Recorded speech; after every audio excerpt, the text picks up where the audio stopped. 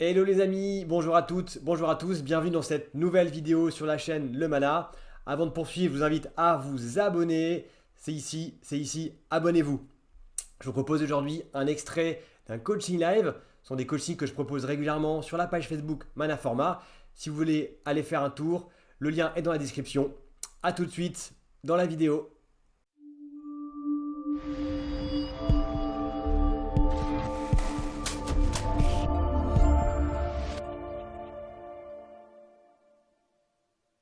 L'amour de soi, passe aussi par la connaissance de soi.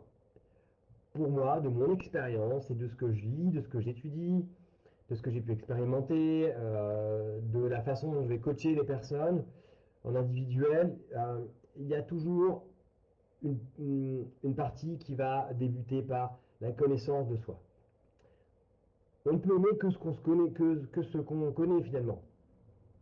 Et la connaissance de soi, c'est si on ne se connaît pas, on peut peut-être se priver de, euh, de certaines qualités, enfin, comment dire, ne pas avoir certaines qualités qu'on a, certaines compétences, des talents qu'on peut avoir, des choses qu'on aime chez soi. Et donc la connaissance de soi, c'est vraiment un atout formidable c'est un pilier en tout cas de l'amour de soi. La connaissance de soi, c'est vraiment un atout pour pouvoir apprendre à s'aimer et à s'accepter parce qu'on accepte et on aime beaucoup plus facilement les choses qu'on connaît. Et forcément, vu qu'on va renforcer aussi l'amour de soi, et ben ça va aussi renforcer l'estime de soi et la confiance en soi. Pour moi, c'est vraiment lié. Connaissance de soi, amour de soi, estime de soi, confiance en soi. Et puis, image de soi aussi, ça c'est important. Et puis, autre chose aussi, l'affirmation de soi. Ça, c'est la cerise sur le gâteau. J'ai envie de dire qu'une fois que toutes ces étapes-là sont respectées, on peut apprendre à dire non, avec bienveillance, bien sûr. Hein. On peut apprendre à dire non, on peut apprendre à s'affirmer, à dire non, je ne veux pas ça. On peut apprendre à dépasser peut-être des fois des freins affectifs. Ou on peut aussi apprendre à se dire des choses. Ah bah, si je vais dire ça, l'autre personne va penser ça. Donc c'est perdu d'avance. Donc là, on se lance dans des échecs prédéfinis. C'est-à-dire qu'on se programme déjà des échecs. Et en plus, vu qu'on on va pas être confiant, bah, on va annoncer les choses d'une façon qui va pas inspirer la confiance et forcément de, d'être dans l'échec. Donc l'affirmation de toi, vraiment, c'est la cerise sur le gâteau de ce beau chemin qui est la connaissance de soi, l'amour de soi, l'image de soi, l'estime de soi, la confiance en soi et affirmation de soi, cerise sur le gâteau. Ok, top. Donc l'amour de soi, je vous ai demandé qu'est-ce que c'était pour vous. Pour moi, il y a plusieurs composantes parmi tant d'autres. Hein. C'est des propositions que je vous fais. Déjà, je pense que c'est l'amour de soi, c'est comment on se perçoit. C'est aussi comment on s'estime. C'est aussi comment on parle de soi. Et c'est aussi les mots de notre dialogue intérieur, les mots qu'on a à notre égard. Voilà, comment on se définit intérieurement. Je ne sais pas si vous êtes déjà dit, ah, je suis trop bête, j'ai fait ça, ou j'aurais jamais dû faire ça, ou alors je ne vais pas y arriver. Ces mots-là, ils ont vraiment une résonance extrêmement importante. Là, j'ai plus l'expérience en tête, mais il y a plusieurs expériences qui ont démontré le pouvoir des pensées carrément sur la matière, sur les cristaux de l'eau par exemple. Je ne sais plus le nom c'est un scientifique japonais, je crois, qui avait réussi à démontrer ça. Donc on se rend compte vraiment que les mots, les paroles, les pensées ont un impact sur la matière, donc ont un impact sur notre comportement, ont un impact sur la façon dont on se construit. Donc c'est vraiment quelque chose de très très puissant et je vous suggère de faire très attention, d'employer des mots positifs à votre égard. On verra aussi comment faire à la fin de cette vidéo parce que c'est des choses qui peuvent vraiment vous aider à renforcer votre amour de vous-même. Et puis, l'amour de soi, pour moi, c'est aussi apprendre à célébrer ses réussites, à connaître ses talents. On en avait parlé une fois lors d'un dernier live où une personne, je ne sais plus qui c'était, qui regardait le live avec nous, euh, elle avait parlé d'une de ses réussites à un de ses collègues. Elle avait parlé d'un succès qu'elle avait eu, d'une de ses fiertés. Elle l'avait dit avec beaucoup de fierté, etc. Et son collègue, il avait reçu ça d'une façon un peu étonné. Il avait dit, mais tu te la pètes en fait, quoi. Tu t'es pas humble.